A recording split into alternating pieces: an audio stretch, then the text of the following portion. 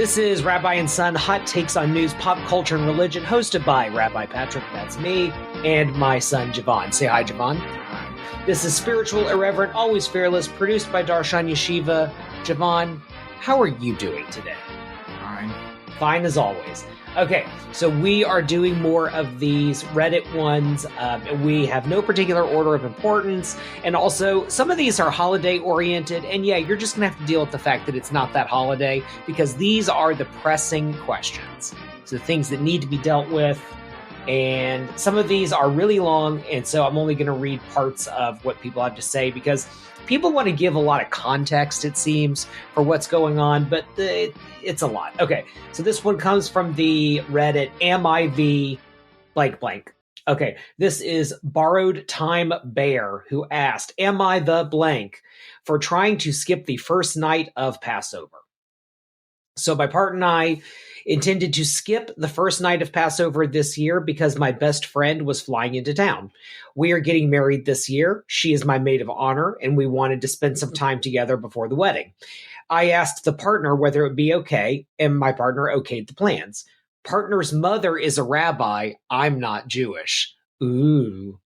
All right. Partner's parents get incredibly upset at the prospect of us not coming to the first night of Passover. Partner's uncle has a gift to give to partner for the. Okay. I'm a little tired of this word partner over and over again.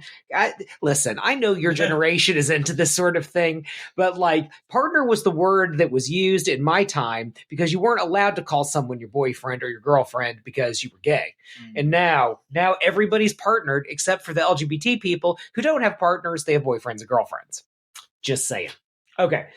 Partner's uncle has a gift to give to now I can't say partner anymore. Partner's uncle has a gift to give to partner for the wedding. No one asked us if we were coming to the event to begin with.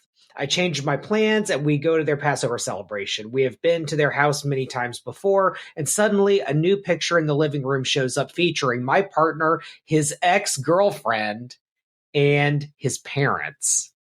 All right. His parents claim it was a mistake, that their cleaning person must have moved around the photos while dusting. Next thing I know, his parents are telling us that they are considering hosting a post-wedding brunch with their family and friends without my partner and me.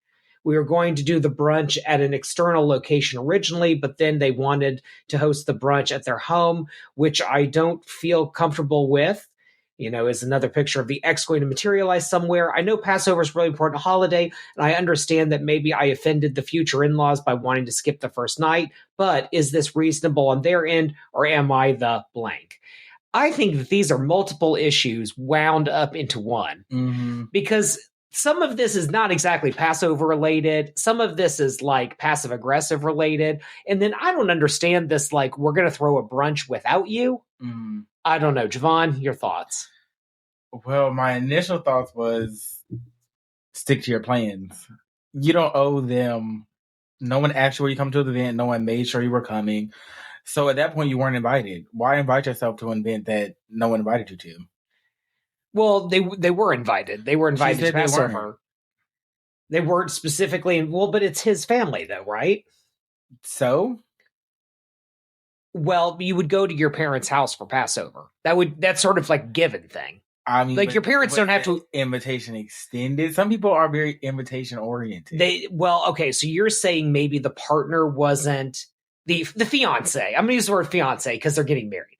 So the fiance maybe wasn't. No, I don't know. I don't know if I don't see that one. No, this is. Well, no one made sure they were coming. You can't just be like, oh, this holiday is happening, and then you don't know if people have plans or not because she's not Jewish. She probably had plans. But the plans would be that you would go to your in-laws.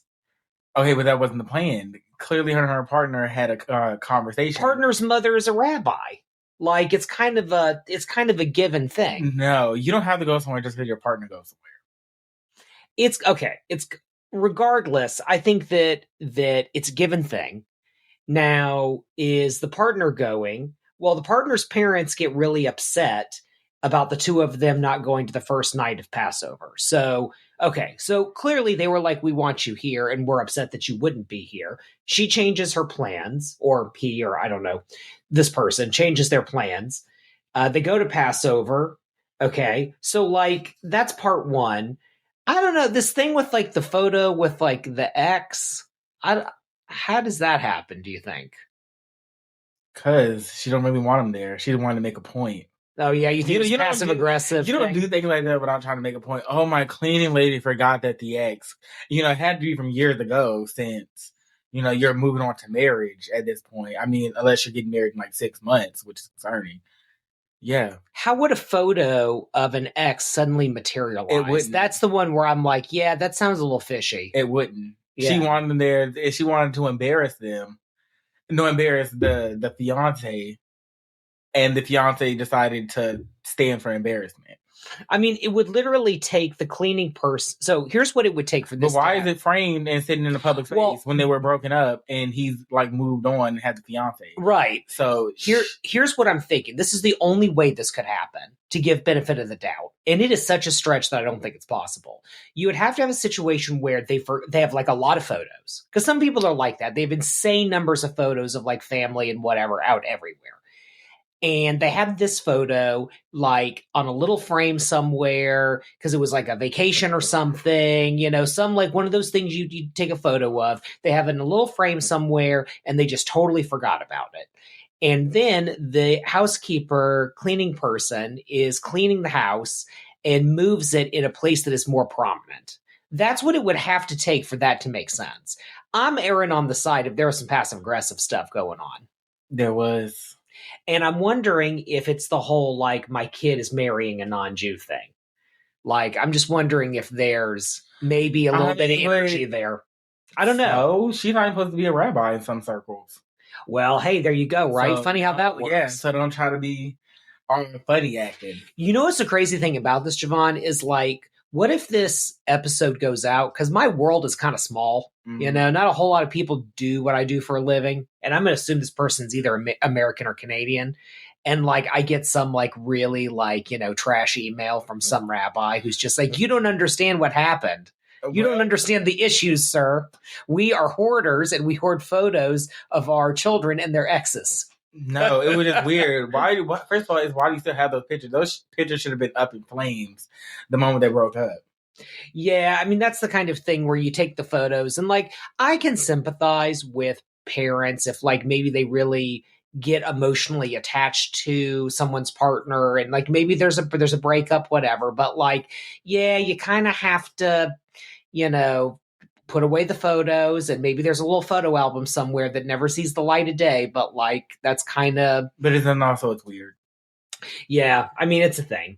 Okay, but so then there's this part 3 to this though, because they kind of make up for it, quote unquote, by going to the and I just want the record to show that Javon is drinking out of the noisiest thermos of all time.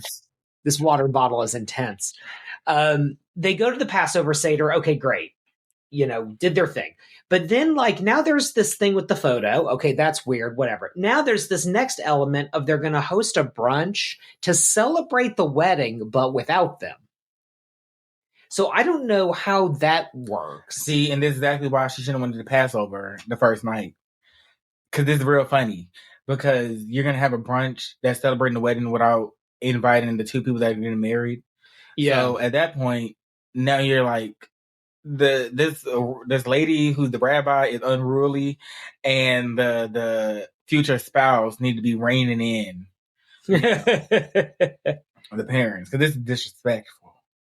Well, so this person, Lizzie, I guess is how you say this person's name, wants info. Do you think that they spitefully put up a photo of your partner's ex because you almost didn't attend Passover? Seems paranoid.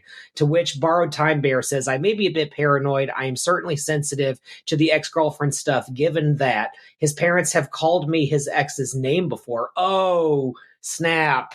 Oh, that's a lot. Both non-Jewish, same race. Okay.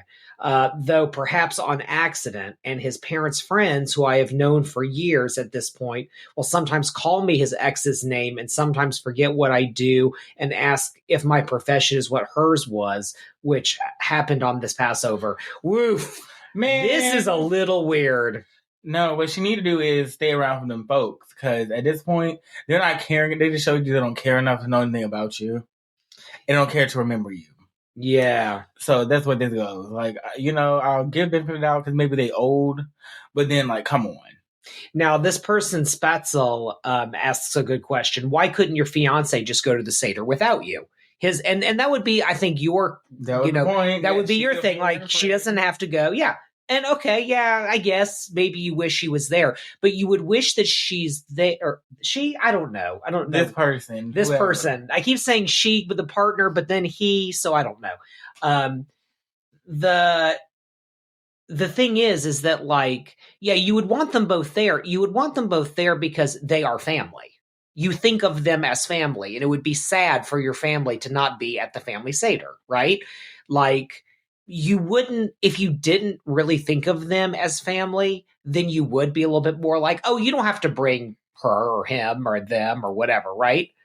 You wouldn't have that emotional attachment to it. But then this is where I think it gets more jacked up, because is it like a power move of like, no, you need to, like, you need to bring, this person who we're going to call by the wrong name and embarrass.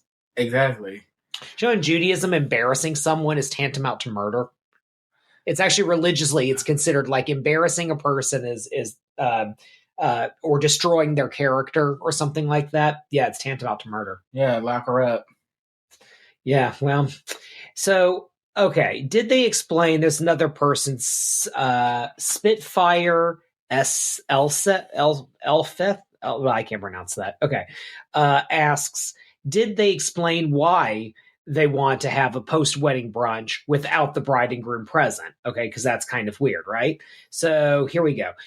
So Borrowed Time Bear says, we expressed discontent with the brunch being held at the house. They said it was slightly cheaper to do it at the house and would be more casual, and that more people from in town, like our friends, probably wouldn't make the trek out to their house that's on the edges of the city. The whole conversation was kind of odd. I get the feeling that they did not want to spend all day with us. Actually, I've gone to every Seder at their home for the past few years. Oh, wow. Okay. So this isn't a quickie rebound, whatever, and have helped out with the cooking. Wedding planning has been extraordinarily stressful. Yeah.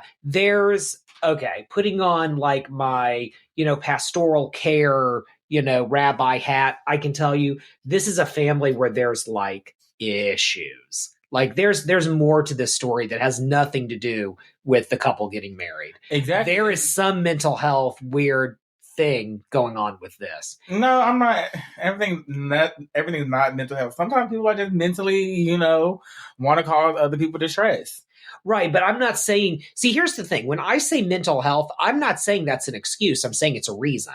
There's a difference between reasons and excuses. No, because you're reasoning, that makes an excuse. No, because they're still culpable for their actions, even if mental illness is the reason. Like that doesn't get them out of it. They don't get to say, oh, well, I'm like, the parents here don't get to say, or the in-laws here don't get to say, oh, we just got diagnosed with borderline personality disorder, therefore you have to be okay with, us treating you like trash. Like, no, it's, we've been diagnosed with borderline and we need to make amends to you because it was unfair what we did to you.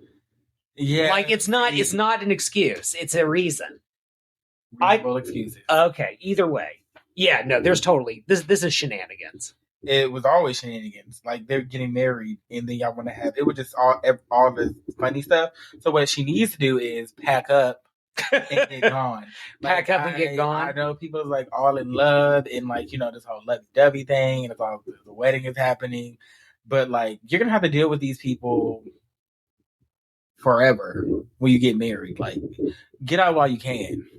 Yeah, this is definitely if I were this person, if I was this couple, I don't know how long the wedding planning, like when the wedding ceremony is, I'd pause it. I'd straight up pause it. I'd be like, look, we need to try to figure out what happened here. And because when you marry, the parents being unruly, like, well, yeah, but I'd like to understand, like, I would want to understand it and try and get to the bottom of it and try to figure out, like, is this our future? Like, is the future of this that these people are going to act this way? And if so, like, but you knew that they kept acting this way. You said a few years. They said a few years. Kept misnaming and misremembering. Did they for a few years? Okay, now wait a minute. Was the person saying that like they were doing this for a few years? She said they do it on occasion. They do it on occasion. Okay. So I want to look back at that real quick, because that is kind of a weird one, that this is something that they do. Okay. I've gone to every Seder at their home in the past few years. We've helped out cooking, blah, blah, blah. No, I don't know. I don't see anything in here about they do this regularly. But you read that. I'm trying to see where I read that, though. Okay, as long as you remember that you read that, because it was read. Okay, well, here we go. Here's what it does say. His parents have called me by the ex's name before. Okay. Though perhaps on accident, the parents' friends do this. Okay, yeah. So we don't know, if that was something that they did when they first got together and now they've stopped, or we don't, that's a need more info thing. Either way, it's screwed up. And I'm really worried about who this rabbi is, because I'm worried that I'm now going to have a hit put out on me. They're going to declare a fatwa. Then you're just exposing yourself to the internet for no reason. Yep. Well, there you go. This is completely anonymous. Well, borrowed time bear, I hope that your Passover was, not as difficult as it sounds like it was. I hope you and your partner figure it out. Maybe if you haven't put down the deposit on the wedding venue, maybe you kind of move the date. Maybe that summer wedding becomes a nice fall wedding. Or winter's a cheap time to get married if it's right after Christmas. Just saying. Did that little move, save some money. I'd figure out what's going on with because you're going to be with these people forever. You better figure out how you feel about that, and not just lay over on this one. Don't just take it. That's not fair. Not fair to you. Yeah, but at this point, if you've been doing that for umpteen years, then you should go soul searching. Yes, I agree. You're allowing people to talk to you crazy. Yeah. For the sake of, quote unquote love, and you're feeling for this person. Javon does not believe in love. Don't quote me on that, because I never said that. He's the Disney character who's I don't believe in love, and then finds love later, and then there's a story arc. I don't believe people should be stupid. And that, this love, fogs up the brain, and it clogs up reasoning. Yes, rose-colored glasses. Exactly. Don't wear those. Fair enough. All right, borrowed time bear. Either way, we wish the best for you. Thank you to our sponsors at Darshan Yeshiva for making this content possible. Darshan Yeshiva provides beginner-level online Jewish learning, including the very popular Conversion to Judaism program, with sponsoring rabbis and students all over the world. Start your Jewish journey any place, anywhere, and anytime with our conservative, reform, reconstructionist, Jewish renewal, humanistic, and post-denominational rabbi mentors. Become the Jew you always wanted to be with Darshan Yeshiva.